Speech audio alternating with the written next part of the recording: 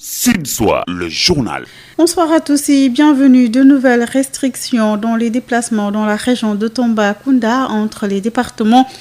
Pas de transport, 334 cas contacts suivis, parmi eux des talibés qui viennent de Rufisque, a dit le gouverneur de la région. Sur les 7 nouveaux cas enregistrés au Sénégal ce jeudi, 5 sont issus de la transmission communautaire à Louga. Un deuxième cas a été enregistré à Kolda. L'état de santé de 7 patients est satisfaisant dans la mise en œuvre de l'état d'urgence. Des violations sont notées à Mbour, 14 individus. Des fêtards en garde à vue à Saint-Louis. Le conseil local de la pêche artisanale rappelle à l'ordre les pêcheurs de Yarar qui ont incendié 3 pirogues appartenant à des pêcheurs saint-louisiens basés à Yarar. Ces derniers n'ont violé aucune restriction selon le coordonnateur du CLPA de Saint-Louis. Grève de la faim des travailleurs de la société d'exploitation et de réalisation des phosphates de Matam. Ils réclament le paiement de 5 mois d'arriérés de salaire et une situation aggravée par l'épidémie. Le sport et info éco complète ce journal mis en onde par Hassan Diouf. Confinement dans la région de Tambacounda. Désormais, la circulation est interdite entre départements. 334 cas contacts sont suivis, parmi eux des talibés qui viennent de Rufisque. Correspondance Boubacar Tamba. 334 personnes sont confinées à Tambacounda, dont 90 enfants talibés revenus de Rufisque, 7 individus venant d'un pays limitrophe et alpagués quelque part parce qu'ayant contourné les points de passage officiels, tout comme les contacts du premier malade du département de Goudiri. Vous voyez donc que la situation est sérieuse. La situation appelle l'implication de chacun d'entre nous. Dira Omar Mamadou Baldé, le gouverneur de Tambacounda, et c'est pourquoi de nouvelles décisions sont prises. À compter de ce matin, tous les marchés réguliers de la région ne seront autorisés à ouvrir que les jours de lundi à mardi. Mercredi, ils sont fermés. Ils réouvriront jeudi, vendredi et samedi. Dimanche, ils seront fermés. Et même pour les jours d'ouverture, ils ne sont autorisés à travailler que de 7h à 15h. Deuxième mesure arrêtée par le comité régional de sécurité. La circulation à l'intérieur de la région entre départements est interdite. Troisième et dernier point. Le comité a décidé de prendre la mesure de n'autoriser qu'une seule personne à bord du tricycle.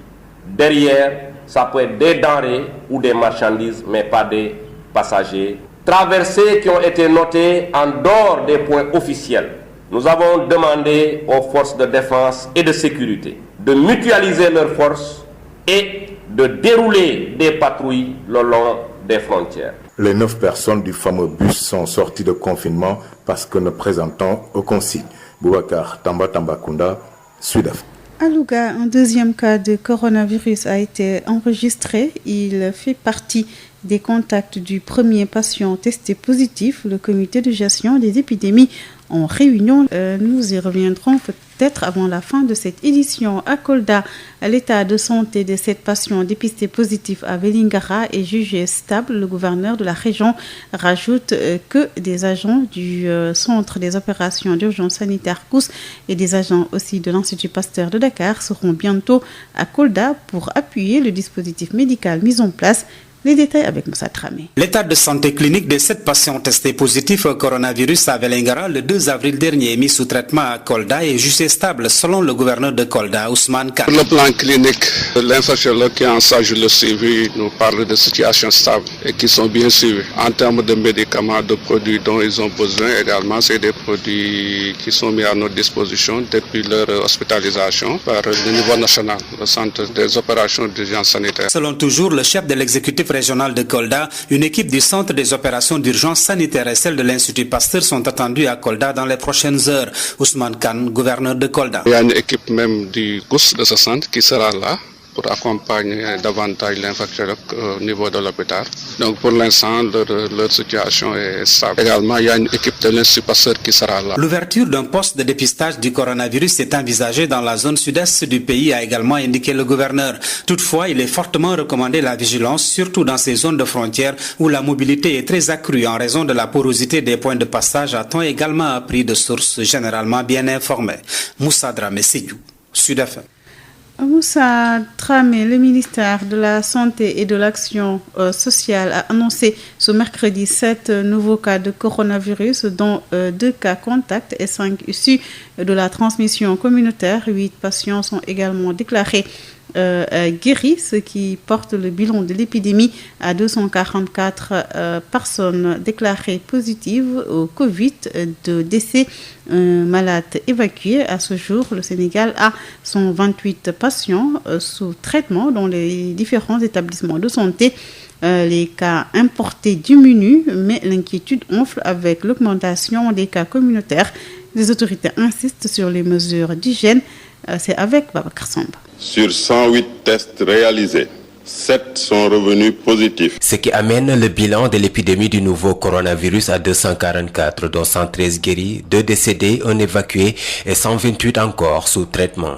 De nouvelles contaminations sont annoncées ce mercredi par le directeur de cabinet du ministre de la Santé et de l'Action sociale, Dr Aloïse Diouf. Il s'agit de 2 cas contacts suivis par nos services et de 5 cas issus de la transmission communautaire. Un bilan qui grimpe avec dans son cortège les cas issus de la transmission communautaire. En l'espace de 2 semaines au total, 19 infections sont confirmées provenant de la communauté. Leurs origines restent un mystère. L'inquiétude gagne les consciences, l'alerte est lancée. Les autorités insistent sur le respect strict des règles édictées. Le ministère de la Santé et de l'Action sociale renouvelle à la population son appel au respect strict des mesures de prévention individuelle et collective. Un appel lancé pour juguler le phénomène de la transmission communautaire, devenu une véritable bombe à retardement.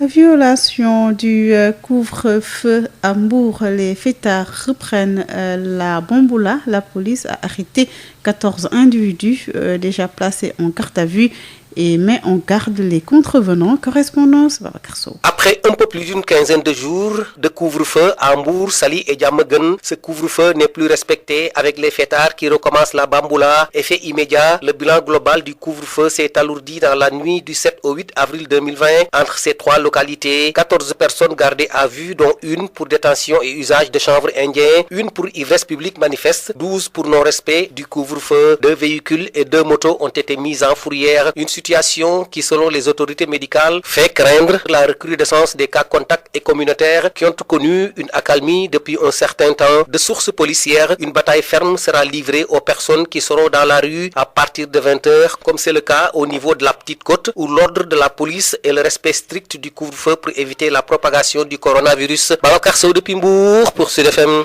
À Saint-Louis, les pêcheurs ont fait face à la presse pour dénoncer des actes barbares sur des pêcheurs saint-louisiens à Yarar.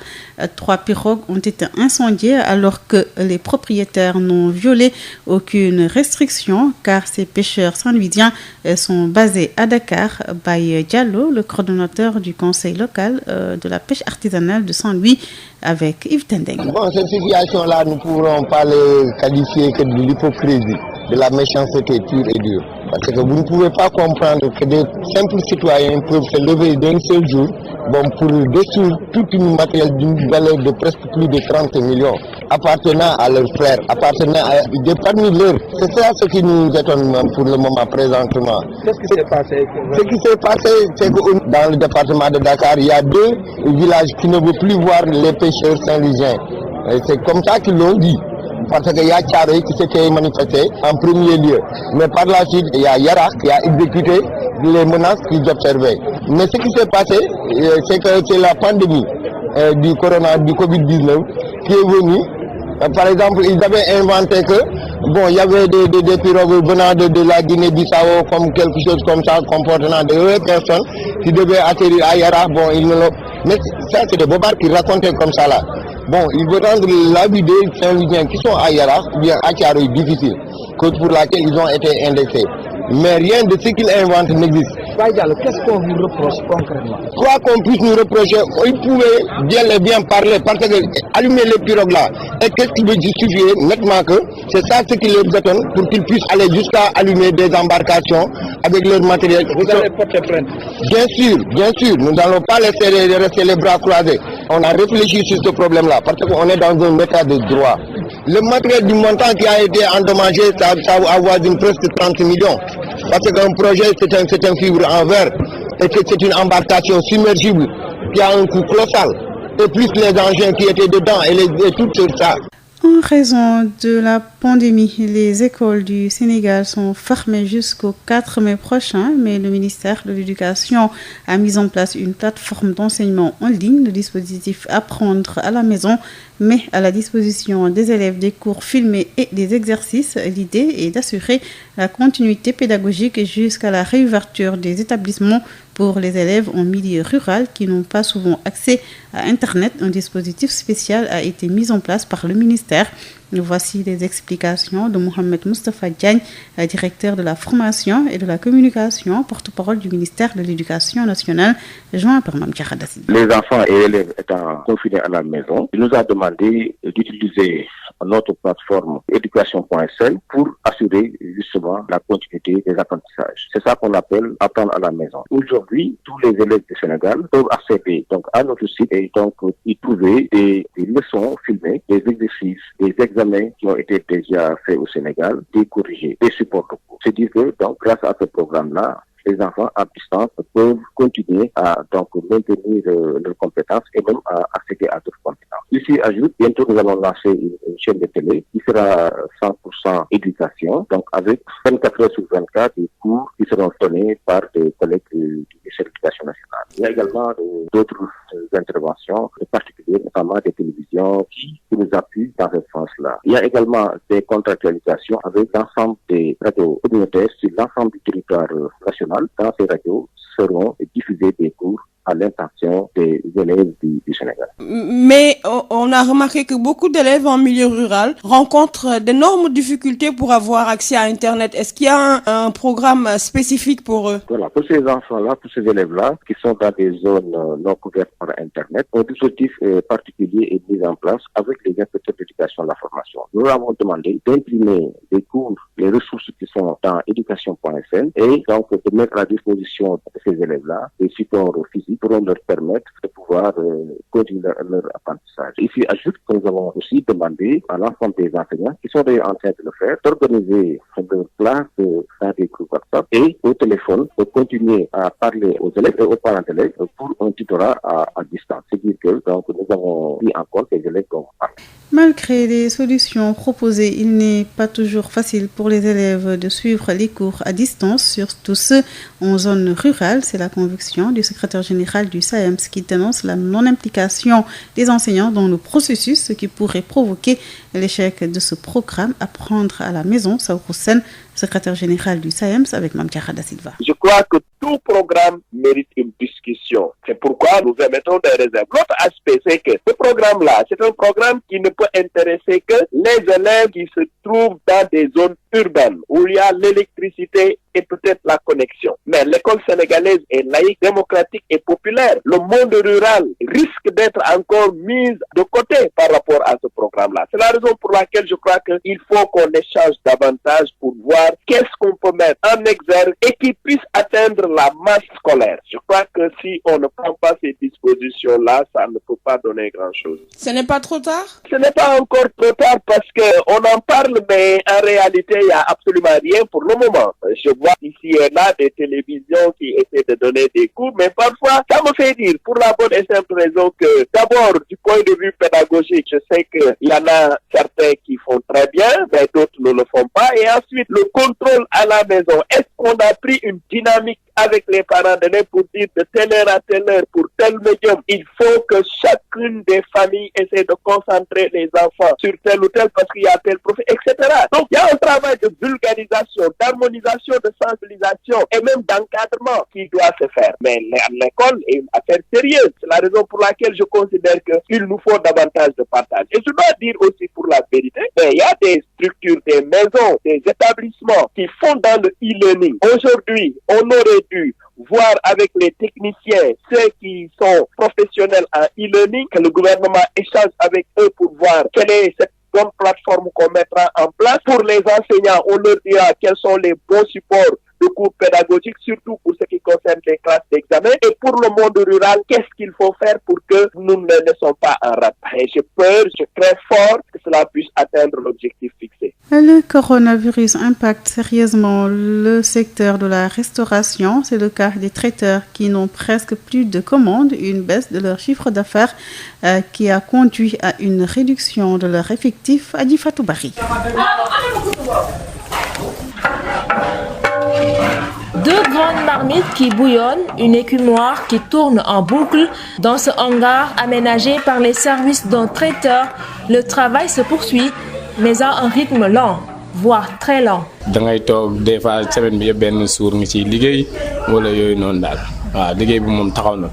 Sur les lieux, une bonne dizaine de grandes marmites sont entreposées d'un côté et de l'autre, Serine Chersek et 3 autres membres du personnel s'affairent pour terminer le menu du jour.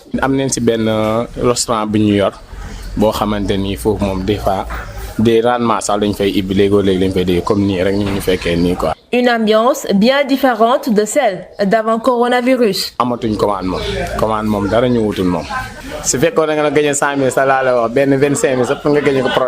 Résultat, beaucoup sont en chômage technique.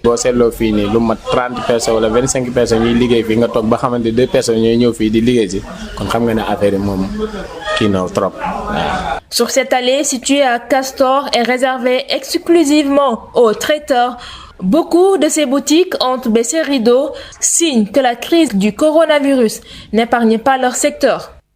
Avènement d'un nouvel ordre mondial, le président Macky Sall met l'humain et l'humanité au cœur des relations internationales. Le chef de l'État, dont l'article est paru dans le quotidien, estime qu'il faut prioriser davantage les questions de santé publique au même titre que la question de la paix, la sécurité, mais aussi la lutte contre le terrorisme. Pour Alioune Tine, c'est une réflexion qui découle des conséquences de la pandémie du coronavirus qui a mis à nu l'effondrement, mais également qui a mis à nu les failles du système sanitaire. Il y a échec sur le plan mondial, ajoute-t-il. Alioune Tine, le fondateur de Africa Jom Center, joint par des Mariam Diaye. Dans le domaine de la santé, il y a eu un échec sur le plan mondial, ça il faut le dire. Et donc il faut changer de paradigme. Je pense que ça, si on ne le fait pas, ce qu'on est en train de faire d'ailleurs, on a choisi entre la vie et l'économie. L'économie est en train de mourir parce que les gens ne peuvent pas sortir de crainte de mourir. Donc il me semble qu'aujourd'hui, le domaine de la santé, de la réflexion scientifique, de l'éducation, je pense que ça va être un domaine prioritaire. De ce point de vue, vraiment, nous sommes totalement en phase avec lui et ce serait totalement déraisonnable de ne pas travailler à renforcer vraiment le système sanitaire. Il me semble qu'aujourd'hui, ce que révèle tout simplement le coronavirus, c'est ça, hein, parce que le corona, comme dit Edgar Morin, c'est un philosophe, parce que le coronavirus nous incite à réfléchir, à nous interroger sur beaucoup de choses.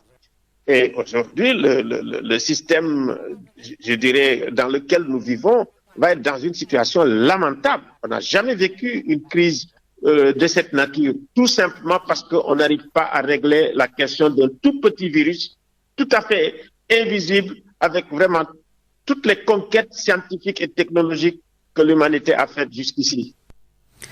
Grève de la faim des travailleurs de la CRPM, Société d'exploitation et de réalisation des phosphates de Matam. Ils exigent le paiement immédiat de 5 mois d'arriérés de salaire. Leur précarité s'est aggravée avec les mesures drastiques prises pour endiguer le coronavirus, la mort dans l'âme.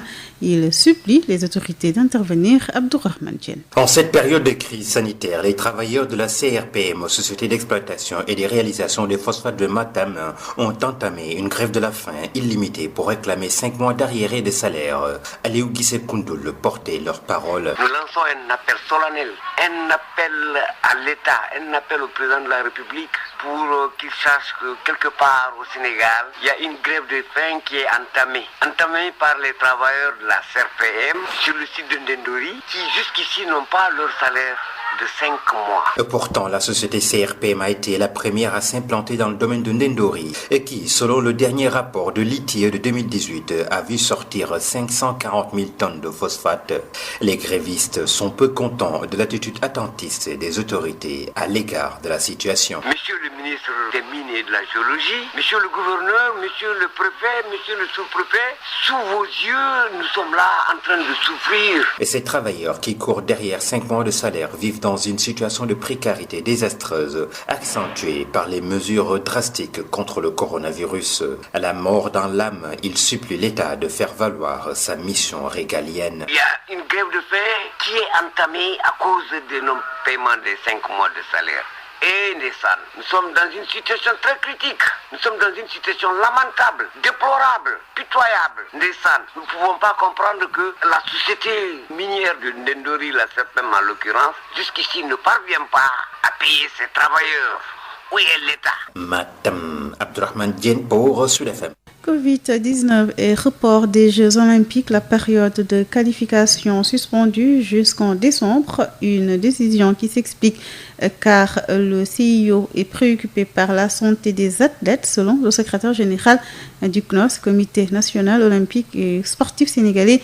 Les qualifications déjà acquises restent valables. Seydina Diagne est le secrétaire général du CNOS au micro de El Hadj Malick Ndiaye. Le CIO se préoccupe beaucoup de la santé des athlètes. Le CIO se préoccupe beaucoup de la santé en fait de l'humanité, de ce qui se passe à l'heure actuelle. L'humanité est en fait secouée actuellement par donc cette pandémie de Covid-19 qui fait qu'aujourd'hui personne ne peut dire exactement quand est-ce que cette pandémie en fait va vraiment disparaître. Alors, ce qui fait que donc le CIO, pour prendre plus de précautions, le CIO se dit pour la bonne santé des athlètes, pour permettre en fait au monde entier de retrouver donc l'équilibre et en fait la tranquillité, le CIO a différé, a reporté donc l'ensemble des compétitions jusqu'au mois de décembre. C'est ça en fait que ça m'inscrit et ça veut dire simplement que les athlètes doivent, à mon avis, continuer donc à s'entraîner et en fait être dans de bonnes conditions pour pouvoir être prêts le jour. Et pour ce qui est des pays déjà qualifiés et les athlètes également?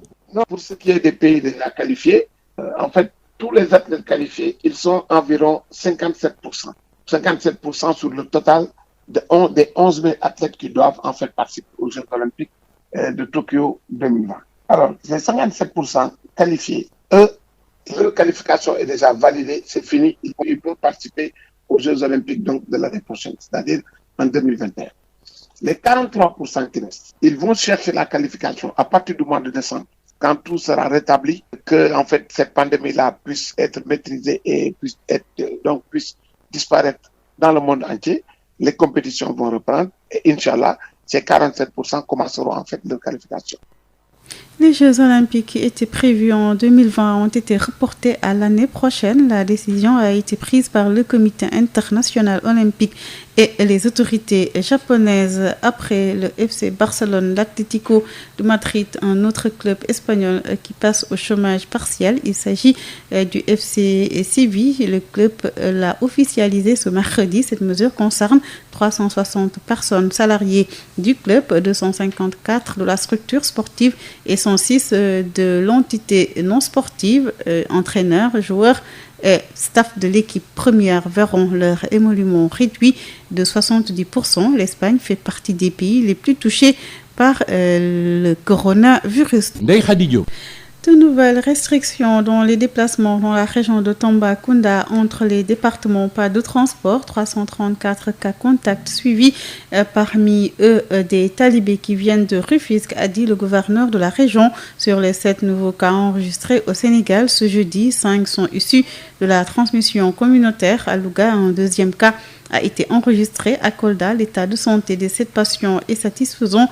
Dans la mise en œuvre de l'état d'urgence, des violations sont notées à Mbour, 14 individus, des fêtards en garde à vue. À Saint-Louis, le conseil local de la pêche artisanale rappelle à l'ordre les pêcheurs de Yara qui ont incendié 3 pirogues appartenant à des pêcheurs saint-louisiens basés à Yarar. Ces derniers n'ont violé aucune restriction selon le coordonnateur du CLPA de Saint-Louis. Crève de la faim des travailleurs de la société d'exploitation et de réalisation des phosphates de Matane. Ils réclament le paiement de 5 mois d'arriérés de salaire et une situation aggravée par le coronavirus. Le sport, info, éco avec Rapsa Inimanouane ont complété ce journal mis en note par Hassan Thioune à la présentation des Khady Diop.